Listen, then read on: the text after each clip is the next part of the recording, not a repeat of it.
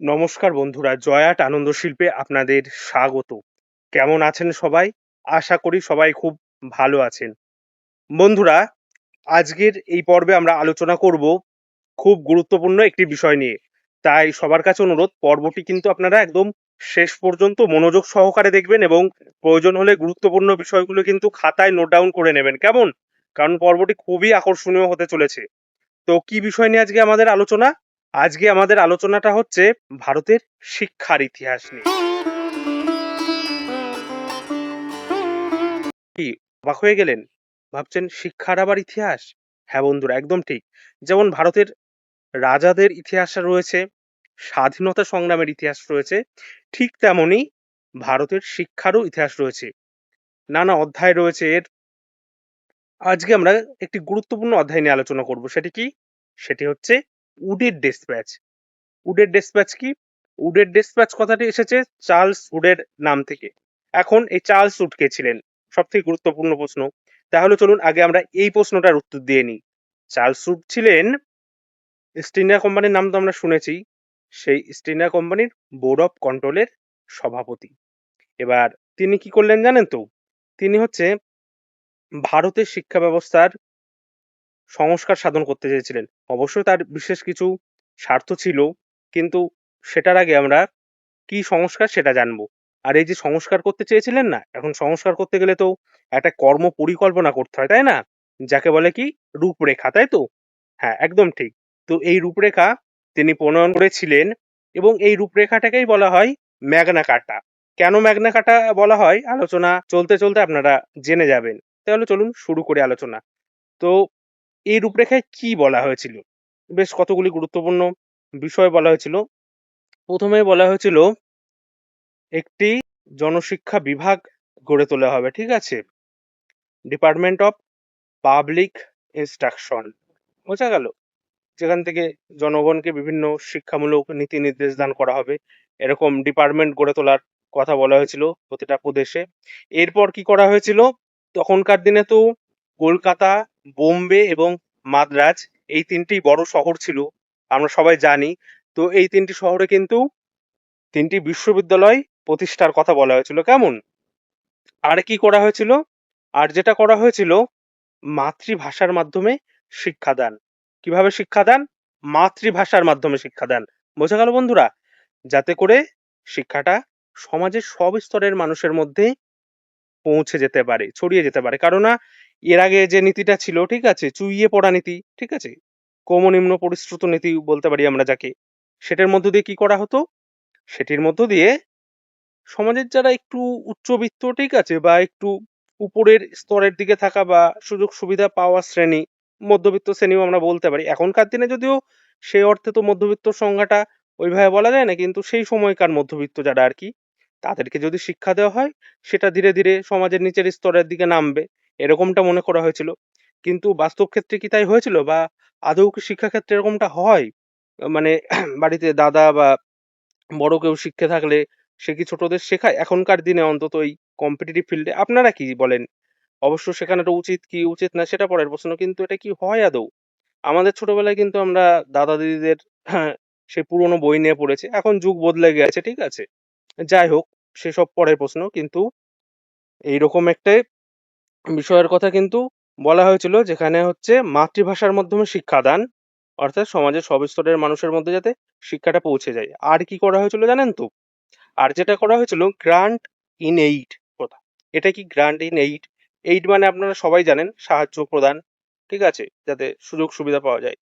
তো যে সমস্ত বেসরকারি প্রতিষ্ঠানগুলো ছিল, শিক্ষা প্রতিষ্ঠান, ঠিক আছে, আমরা বিদ্যালয় বলতে পারি, তো সেই প্রতিষ্ঠানগুলি যদি সরকারের নিয়ম নীতি বা নর্মস গুলো মেনে চলে, ঠিক আছে, মানে সরকার যে নীতি নির্দেশিকা দেবে সেগুলোকে ফুলফিল করতে পারে, তবে সরকার থেকে তারা সাহায্য পাবে। বোঝা গেল? একদমই সিম্পল বিষয়। এটাই তো হওয়া উচিত। সরকারের নির্দেশ মোতাবেক চললে তো সরকারের সাহায্য করাই উচিত, তাই না? তো এরকম করবে বলেছিল।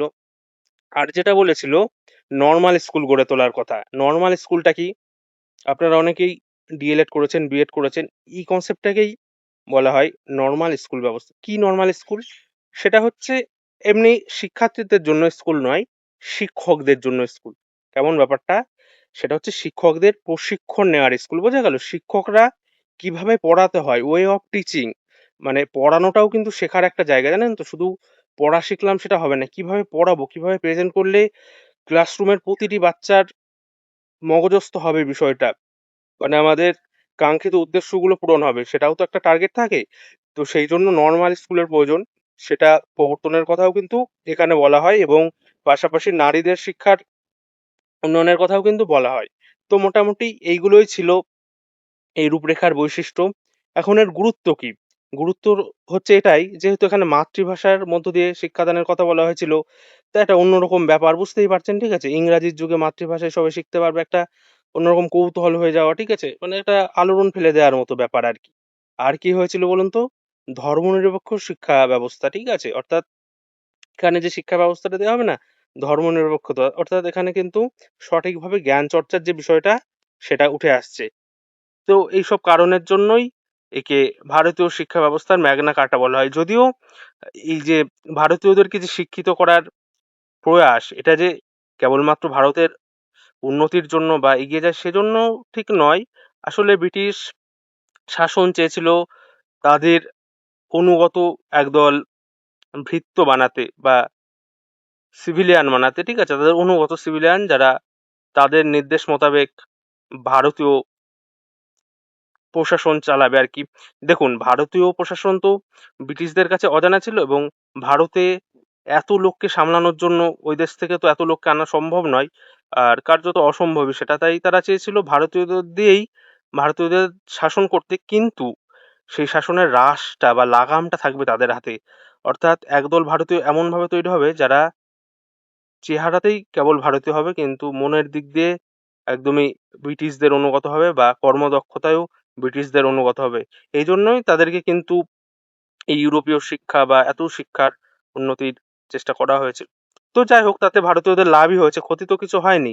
আজ আমরা যে বর্তমান শিক্ষা ব্যবস্থার মধ্যে রয়েছি, সেটি তো এই ব্রিটিশদেরই অবদান। সেটাকেও তো আমরা অস্বীকার করতে পারি না। ঠিক আছে? আমরা পাশ্চাত্য শিক্ষা সম্পর্কে এই যে পরিচিত হতে পারলাম, তো তার একটা গুরুত্বপূর্ণ মাইলফলক কিন্তু এই উডের ডেসপ্যাচ। তাহলে আরেকবার রিকল করে নিই আমরা, চার্লস উড কে ছিলেন? তিনি ছিলেন ব্রিটিশ ইস্ট ইন্ডিয়া কোম্পানির বোর্ড অফ কন্ট্রোলের সভাপতি। বোঝা গেল? বোর্ড অফ কন্ট্রোলের সভাপতি কে ছিলেন? Charles would. চার্লস উড কেন বিখ্যাত? তিনি ভারতীয় শিক্ষা ব্যবস্থার সংস্কারের জন্য একটি রূপরেখা প্রণয়ন করেন, এবং এই রূপরেখাটির অনেকাংশেই কার্যকর হয়, এবং যা কিন্তু আজও চলে আসছে, ঠিক আছে? ও আরেকটা কথা তো আপনাদের বলাই হয়নি, তার এই রূপরেখায় কিন্তু আরেকটা বিষয় বলা হয়েছিল যে ক্রমোচ্চ স্তরবিন্যাস শিক্ষা প্রতিষ্ঠানগুলির, বা শিক্ষা প্রতিষ্ঠানগুলির ক্রমোচ্চ স্তরবিন্যাস। কি বিষয়টা? সেটা হচ্ছে যে এই যে প্রাইমারি স্কুল, তারপর হাই স্কুল, কলেজ, ইউনিভার্সিটি, এইভাবে তো আমরা পড়াশোনা করছি, এই ব্যাপারটাই, ঠিক আছে? মানে ছোট স্তর থেকে বড় স্তরে যে শিক্ষা প্রতিষ্ঠানগুলির ক্রম আপগ্রেডেশন বা ক্রম উন্নয়ন, ঠিক আছে? স্তরে স্তরে ওঠা আর কি, ব্যাপারটা আমি বলতে চাইছি। বোঝা গেল? তো এই কথাটাও কিন্তু এখানে বলা হয়েছিল। তো দেখা যাচ্ছে যে ভারতীয় শিক্ষার বিবর্তনের ইতিহাসে বা আধুনিক ভারতের শিক্ষার ইতিহাসে বলা ভালো আর কি, এই উডের ডেসপ্যাচের কিন্তু অনেকটাই গুরুত্ব রয়েছে। তাহলে বোঝা গেল বন্ধুরা? এই ছিল আজকের আলোচনা। কেমন লাগলো আজকের আলোচনাটি অবশ্যই মন্তব্য করে জানাবেন। আর যদি এরকম ইতিহাসের বিষয়গুলো আরো দেখতে চান, তাহলে চ্যানেলটি সাবস্ক্রাইব করে দেবেন। সবাই ভালো থাকবেন, সুস্থ থাকবেন। দেখা হচ্ছে আগামী পর্বে। আজকের মতো বিদায়।